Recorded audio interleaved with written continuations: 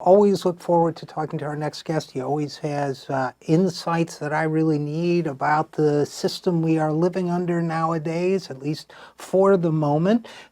Richard Wolff is, of course, Professor of Economics Emeritus at the University of Massachusetts Amherst. He's a visiting professor at the New School, University in New York, and he's also host of the program Economic Update on Free Speech TV, which you should check out. He's the founder of Democracy at Work. That's democracyatwork.info. And I have a couple things I want to talk to him about today. But first of all, Richard, as always, thanks for coming on the program. My pleasure, Richard. I'm glad to be here. And I'm gonna throw something in here that I just got to get off my chest before we go into the things I was thinking of talking about. As I was mentioning to you before we went back on the air, I was running late coming in today, and I read in the newspaper all the time, and I hear from my politicians and the business leaders in society all the time how competition makes things better. And I left something that's important to me in an Uber car. It doesn't Uber, Lyft, Lyft just had its IPO, I guess. Uber is its big competitor, looking forward to having an IPO. And you know what I learned? I learned that both Uber and Lyft, because I use them both, and I forget things a lot, are terrible at helping their customers find things they left in the car, even though it happens, no doubt, thousands of times, if not tens of thousands of times every day to their customers. And I guess my question is, why hasn't the market, what's so great, forgive my language, about the goddamn market if it still takes you 15 minutes to figure out how to report a lost item? And it's a serious question, really, underneath my frustration. What do you think? Well, it is a very serious question, and it's a very important one that gets swept up under the rug. I've been amazed all my adult life as a professor of economics about this adulation, this uncritical adulation of the market, as if it were some God-given mechanism that nobody should question, nobody should challenge. In fact, it really is a religious fundamentalism in economics to view the market that way. Here's the irony. Through most of the history of the human race, goods that were produced by one person and consumed by another had to, of course, make the move. They had to go from the person who produced them to the person who consumed them. And in other words, a distribution had to take place. That's what we call it in economics. And for most of the history of the human race, that was done, for example, by having an important person in the community make the distributions. A heroic mother, a chief, a council of elders, a council of notable people that may have been elected, all kinds of, a priest. I mean, all kinds of mechanisms were used to basically say, okay, you baked a bunch of loaves of bread and they have to be distributed to other people. Those people made shirts and those have to be distributed. In other words, if we have a division of labor, then there has to be a distribution of produced goods to the consumer. The market is simply one way to do that. The market is a way which says to the producer, okay, you finished producing your goods or services. Now you go to a place. Markets began as a place. You go to a place where you offer to exchange what you've produced, say a loaf of bread, for something different that you want to consume, say a shirt. And you haggle and all of that goes with markets until you reach a mutually acceptable ratio, how many loaves you will have to give up to get how many shirts. Okay, the market has been for a minority of the human race a way of getting this job done. Like all the other ways, it has its strengths and its weaknesses, and it ought to be dealt with that way.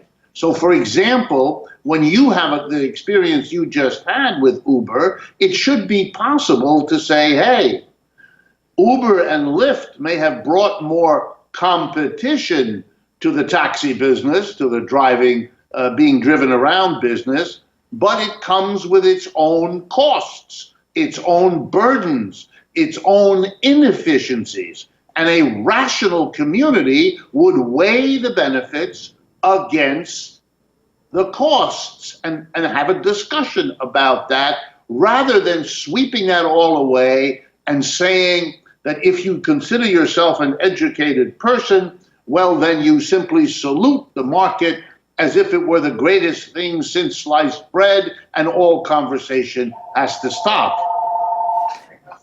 And the fact is that the advertised or proclaimed benefits of the market really, we all as a society tend to internalize what we're told about the benefits of the market, but we never seem to notice when those benefits don't manifest themselves, they don't show up anywhere. And so, for example, the notion that people provide better service when there's competition, and by the way, I divide between Uber and Lyft because I don't want either one to have all my traveling data. It's kind of a, maybe futile attempt to resist the panopticon, but it's mine. And I guess, when something like this, such a blatant, I mean, their service is crappy in this respect. We don't tend to say, well, wait a minute, we're told that the private sector is better because it gives us great customer service, but customer service is lousy. Customer service is lousy at Apple. Customer service is lousy at Microsoft. There's no, that mythical force that says, oh, well, we'll desert them for somebody that gives us better customer service. I just feel like it's not there. It never was there. Well, let me say two things. One, much of this is a hustle.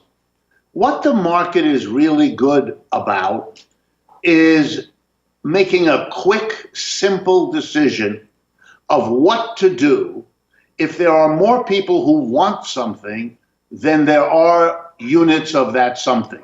If there's 20 of us who want an ice cream and there's only 3 ice cream cones, we've got a problem.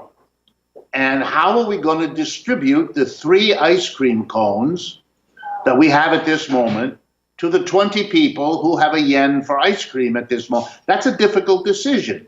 For example, if there were a chief or a council of elders, they might take a long time to figure out how to make that distribution, by which time the ice cream may have melted and fallen on the floor. Right. So the market is very quick because the market has the same solution to every problem like that. Namely, that whatever is scarce goes to those people who have the greatest amount of money. So for example, stay with my example, 20 people, 3 ice cream cones. Everybody right away sees the problem. An enterprising person among the 20 says, what's the price of the ice cream cone? $5. Okay, I offer 10.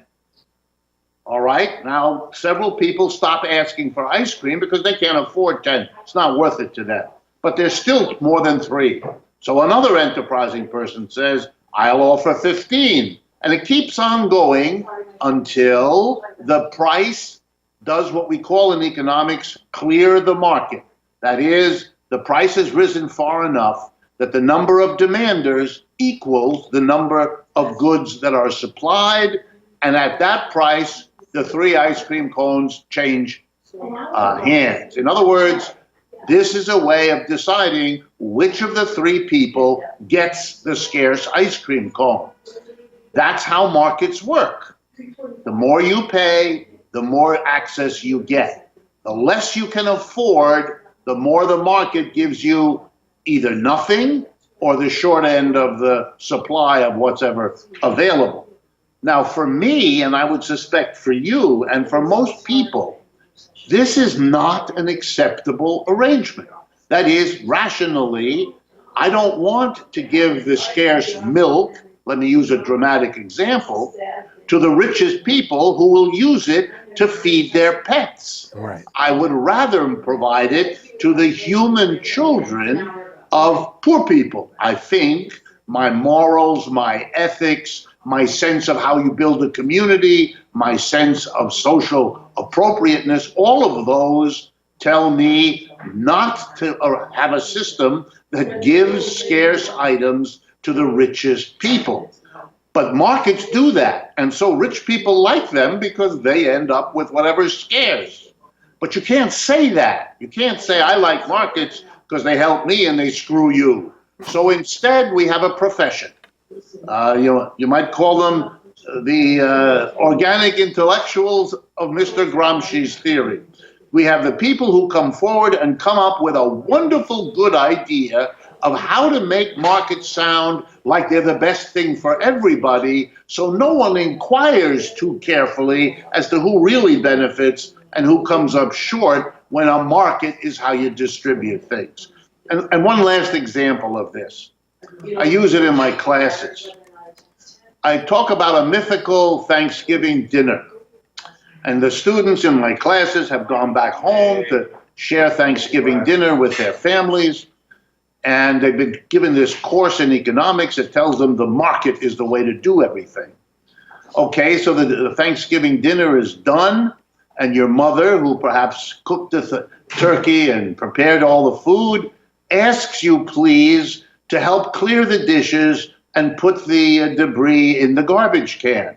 And you, fresh from your course about markets, say, sure, Mom, that'll be $4. In other words, you want to make a market exchange. If she wants you to perform a service, in this case, taking care of the garbage, then you'll give that to her because she wants it, but she has to give something to you, and that's where your $4 request comes in. At that moment, your father leans across the table and gives you a stare and then a stern lecture. What are you doing? He says. In this family, we don't take money from one another. This family is governed by love. Your mother loves you and enjoyed making the dinner for you. Your job is to show your appreciation, your love in return, and take care of the garbage or whatever else you're asked to do. Asking for money is ugly, and we don't want that. That's a threat to the love that ought to be binding us together. And when I finish telling the story, I just lean across the podium, look at my students, and I say, what an interesting idea this father just put forward, that there's a contradiction between a loving relationship and a market relationship. And he says that's what we got inside the household. Suppose I told you we have the same problem outside the household. Well, a couple things come to mind there, Richard Wolff. One is there was a very popular, I worked my way through college as a country western singer. There was a very popular song, I think it was in the 70s, maybe 80s, called No Charge. Hit a #1 country song where the woman sings. I remember it. You remember that? The little boy comes to her with a bill for cleaning the yard and all that. Line, no charge. Right. So that, and the other thing that comes to mind is Gerald Cohen, the late philosopher, in his book Why Not Socialism. He always used the camping analogy, right? He always said when a group of friends go camping, they don't set up a market economy. They say, okay, you're the strongest, so you dig the holes for the tent poles, and you're the cleverest. Right. So his point being why, and your point, I guess, being why wouldn't we take that same attitude at the social level? And you mentioned Gramsci and Antonio Gramsci and the concept of organic intellectuals, which I wanted to talk to you about. You mentioned it in a tweet recently, and I've been trying to jar my memory, but basically, as I recall it, Gramsci, who is a brilliant guy, whose name I may be slightly mispronouncing, said that when you have in essence, if I recall correctly, when you have an oppressive system, these intellectuals will come up to sort of retrofit their thinking to justify the system rather than what we come to believe, which is that the system is the natural product of inherent forces or reality as it is. Am I sort of getting it right? Absolutely. You're pronouncing it right, too. It's Antonio Gramsci is the way he pronounced it. Very, very important 20th century philosopher, leader of the Italian Communist Party, a brilliant intellectual, imprisoned by the fascist leader Mussolini for the last 15 years of his life. He basically died in that prison. But while he was there, he kept notebooks called the Prison Notebooks, a multi-volume work of really one of the greatest original thinkers anywhere in the world in the 20th century. And this idea of his about organic intellectuals basically goes like this, that when you have a class-divided society, the two classes, or more if there are more than two, sooner or later develop out of their own people those who articulate in the most refined, careful way the view of the world that goes with that perspective. You know, the people who run a capitalist society, the employers, the large employers, they look at the world in a way quite different from, say, a small self-employed businessman or woman. And indeed, each of those looks at it differently from the standpoint of a unionized worker or of an unemployed worker and so on. And Gramsci's argument was, if you look carefully, you will see that each of these classes in each society brings forward intellectuals, men and women who come up with poetic or literary or speech or songs that articulate the feelings, the views, the conceptions, the needs and desires of the class out of which they come. And that, for example, my profession of economics in the United States, I would argue, and I felt this way ever since I joined it, is basically and overwhelmingly the organic intellectuals of capitalism. They are people who think capitalism is wonderful and the best thing since sliced bread, and that free enterprise is just the way to go, and markets are just a wonderful example of efficiency. And this is the story they tell because it reflects, it articulates, it expresses the perspective of the group that they feel closest to, loyal to, or indeed, to be blunt, patronized by. So who else? I mean, I hear you on the economics, and I think that the connection between the economics profession and the notion of the organic intellectual makes perfect sense, and particularly as we see the kind of arc, the intellectual arc that economics has followed over the last, 50 years or so, as it's moved away from even its sort of moderated negotiated truce with capitalism, for lack of a better term, kind of Keynesian, to just a sort of unconditional flacking of it, that it seems to have done. So I certainly understand that. I also wonder, as I think about this concept of the organic intellectual, what other professions have come to serve this role in the last 50 years or so? I mean, of course, one's definition of an intellectual can be elastic, but I'm wondering, for example, the extent to which political science or certainly political commentary across the conventional political spectrum from Democratic to Republican, I wonder to what extent we couldn't pull out a whole list of journalists and historians and political scientists and maybe even entertainment figures, I don't know, I'd have to think about that, and say that they are also kind of performing this function. What do you think about that? Oh, I think that I could show you in the areas I know, and I'm sure in the areas I don't, I could do the research, and I could show you then, once I'd studied the field, that you have the same breakdown. Let me give you an example from political science outside of economics.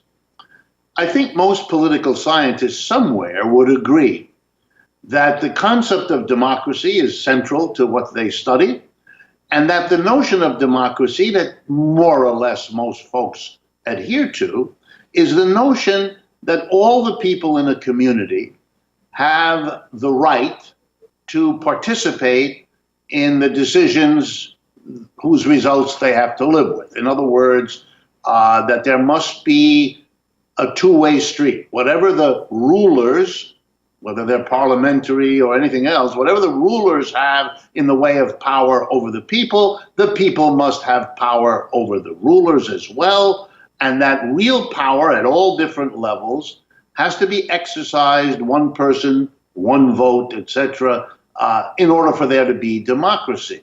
Okay, that's a definition.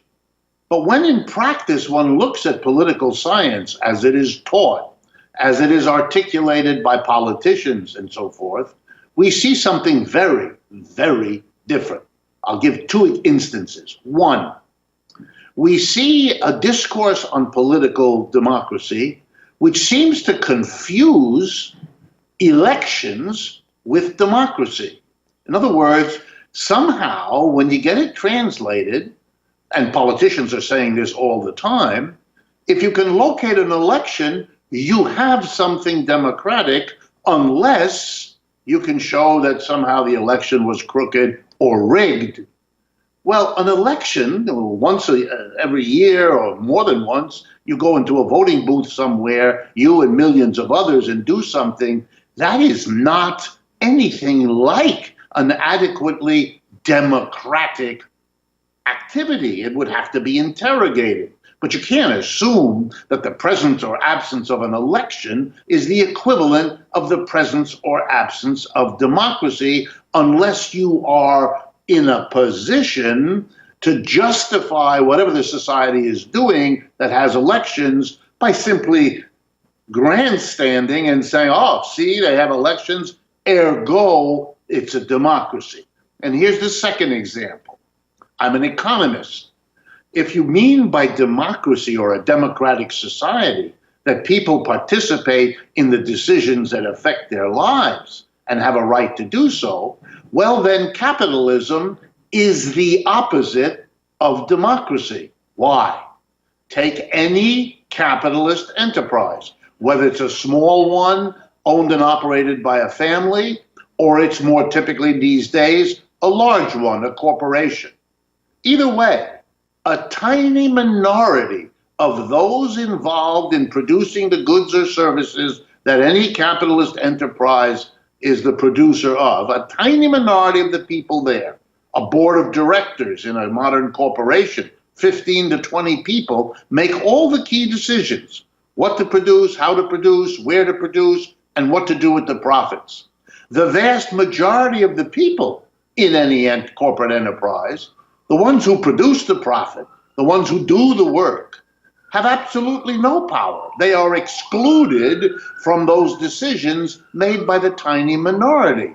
That's how capitalist enterprises have always worked.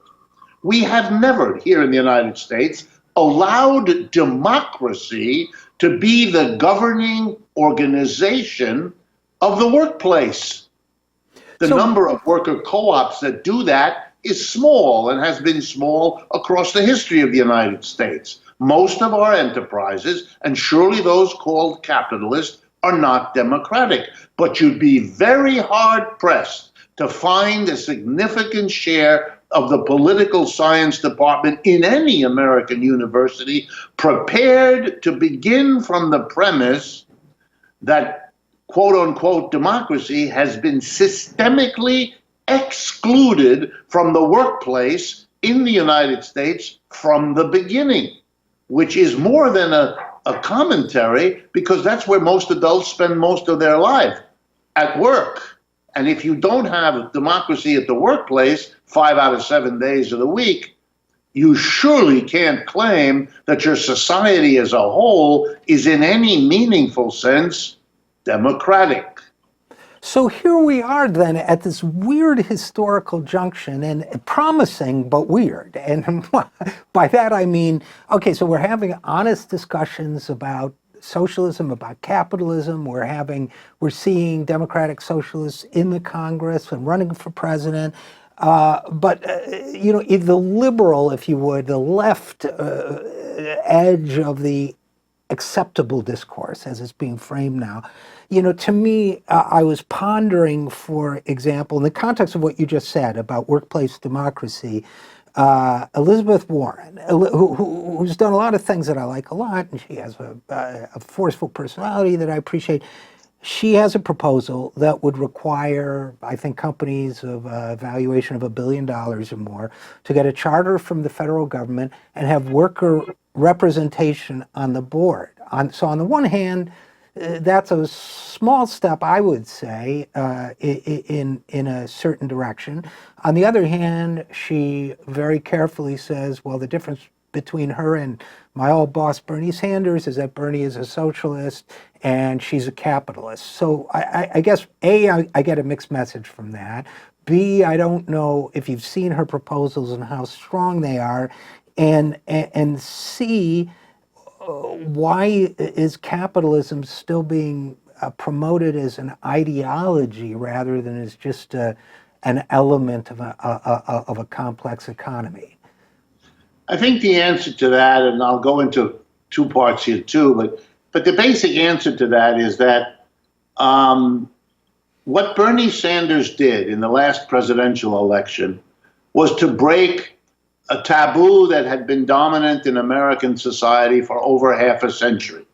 And the way to describe the taboo is this: any aspiring politician, local, state, regional, national, who allowed the label socialist to be applied to him or her would thereby be committing political suicide. Their career, if they had one, would come to a crashing end.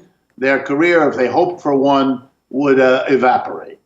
And Bernie took the chance, run for office, not disclaim the socialist label, and demonstrate to himself and to the country that there are millions and millions of Americans for whom that's an attractive quality, not one that requires political suicide.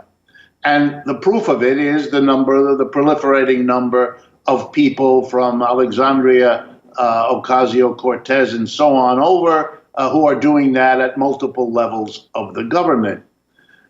The reason I suspect that folks like Elizabeth Warren and others say what they say is their judgment, which may be correct, that yes, Bernie broke the taboo, but it's still a strong taboo. Mm-hmm. And that you're safer on the other side of that taboo, at least for a little while longer. So you can put forward things that are often associated with socialists, get that out there because they're in fact very attractive to millions of voters, but avoid the negative consequences by saying you're not a socialist, you're a capitalist, thereby fudging that whole business in a country at a time after 50 years of taboo, when that's a politically clever, maybe, thing to do.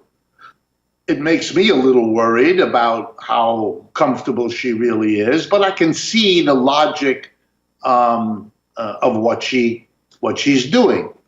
Let me turn next to the substantive point, putting workers on the board of a capitalist enterprise.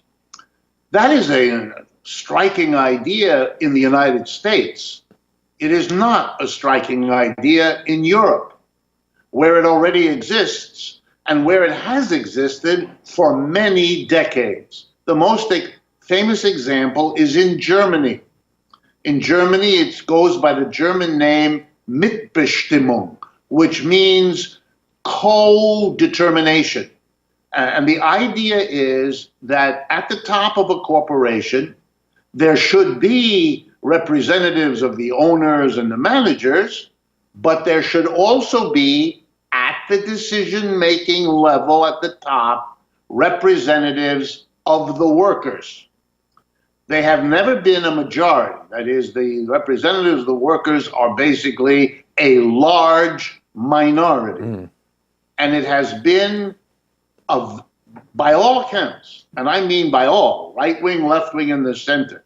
For example, there is no major movement among capitalists in Germany to undo this. This is the law in Germany. So there's no choice. Corporations that have more, I think, than 1,000 workers have to give something just under 50% of the seats on the board of directors to workers' representatives elected by the workers. Nobody is fighting that.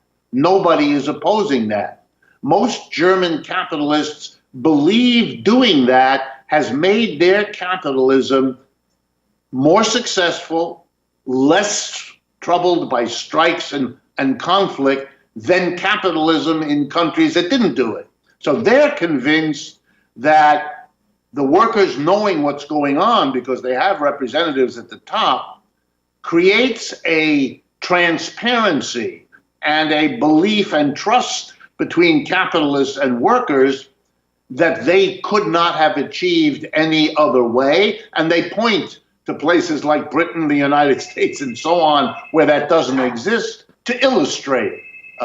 And by the way, the Germans are fond of pointing out that their economy went down in the wake of the 2008 global crash much less than the United States, and that theirs have recovered better and sooner than the United States, so that their system of giving workers representation does not only not mean the end of capitalism, but actually makes capitalism work better. And I think that kind of argument is easy to make. And I think Mrs. Warren will have an interesting and successful time bringing all of this to an awareness, because she gets then the benefit of a kind of, sorry, she gets okay. She gets the benefit of what sounds like a radical proposal, but Right. then when she's questioned about it, she can take the edge, if you like, off of it. And in a way, it's like saying she's not a socialist. She then is able to keep talking to the people who might otherwise be scared away by this idea. So she gets the idea across without losing. And her argument, I suspect, would be, if she were honest with us, that she agrees with Bernie about most things, but having that word socialist attached to those things makes it a harder road to hoe than her approach. Yeah, that all makes sense. I mean, my initial reaction when I heard the proposal was great that she's introducing it into the conversation, but when you think about it, workers should have the majority of votes on the board. They produce the majority of the value, right? So, unfortunately, I think we're going to leave it there. I guess I'll just conclude by saying, Richard Wolff, from my side, then I'll give you the last word, that you know, when I'm asked about my views on all this, I usually give a very complicated answer about how, having worked in the healthcare field, I think we need to get the profit motive out of that entirely. I don't feel as strongly about things like clothing, retail, or whatever. But after I have an experience like I just had with Uber, I just walk away thinking, capitalism sucks. And I don't know, but I'll let you have the last word. Well, I'm not a politician. I'm a professor. And so I'm not held back, perhaps, the way I might be if I were in a different environment. Makes sense to think so. Having said that, yeah, I don't like capitalism either. I basically think that the human race can and should do better. I think capitalism accomplished something in its historical period, but I think that about feudalism that was in Europe before that, and so on. But like all economic systems, capitalism, like all of the others, is born, evolves over time, and then it dies away. There is no reason to believe that capitalism will be, unlike every other economic system, the one that never passes away. I don't believe it, and I believe the burden is on those who think it. And if you understand that economic systems are born, evolve, and die, since we know capitalism was born and we know it has evolved, the next stage is its death. So the reasonable question becomes, are we there? Are we nowhere near? And as I look at capitalism, and I've been studying it all my adult life, I came to the conclusion a year or two ago that having lived through many ups and downs, having learned to respect that capitalism is a resilient system, able to bounce back, for example, from the Great Depression of the 30s, and able to survive the almost as bad one in 2008. Despite that resiliency, I now see a capitalism so beset with problems that its effort to solve any one of them worsens the other ones. And so it is becoming, in a sense, desperate. When I see the Trump regime's chaos, when I watch the literal disintegration of Britain around Brexit, when I watch the yellow vests marching through the streets of French cities, I think I'm beginning to see the end. So for me, being a critic of capitalism means it's my job to work hard to understand, not that capitalism has this or that problem, it's always had that, but whether the problems that have been swept under the rug, that my fellow professors kind of avoid facing, whether they've now reached that critical point when we really should talk about the decline of this system and begin looking at what's about to replace it. Well, if it's going into terminal decline, I'll tell you what, I'll buy the popcorn. Right. We can watch it together. And let's just hope it's replaced with something better. But Richard Wolff, as always, a great pleasure to talk with you. Again, Richard Wolff is professor of economics and is the host of Economic Update on Free Speech TV. And you can also find out more at democracyatwork.info. Thanks again. Thank you, Richard, and I look forward to our next conversation. As do I.